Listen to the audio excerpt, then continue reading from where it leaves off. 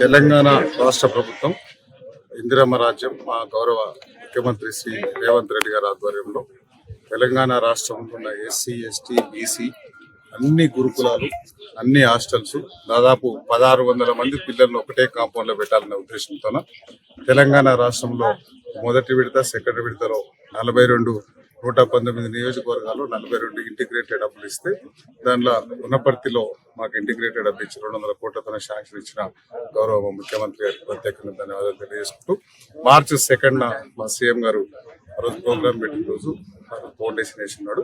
So డిపిఆర్లు ఆ డిజైన్లు అన్ని ల్యాండ్ అలాట్మెంట్ అన్ని అయిన తర్వాత కాంట్రాక్టర్ ఫైనల్ అయిన తర్వాత ఈరోజు భూమి పూజ చేసుకున్నాం. సో త్వరలోనే రేపు నుంచి వర్క్ స్టార్ట్ అవుతుంది. వనపర్తిలో ఇంత పెద్ద ఇంటిగ్రేటెడ్ హబ్ ఇచ్చినందుకు మళ్ళొక్కసారి మా ముఖ్యమంత్రి గారికి ప్రత్యేకంగా ధన్యవాదాలు తెలియజేసుకుంటూ దీంతో ఒకటే దగ్గర 1600 మంది పిల్లలు ఉంటారు, 130 మంది టీచర్స్ ఉంటారు. వాళ్ళకి స్పోర్ట్స్ యాక్టివిటీకి సంబంధించి, గ్రంథాలయానికి సంబంధించి, సైన్స్ ల్యాబ్ సంబంధించి ఒకటే దగ్గర ఉంటారు.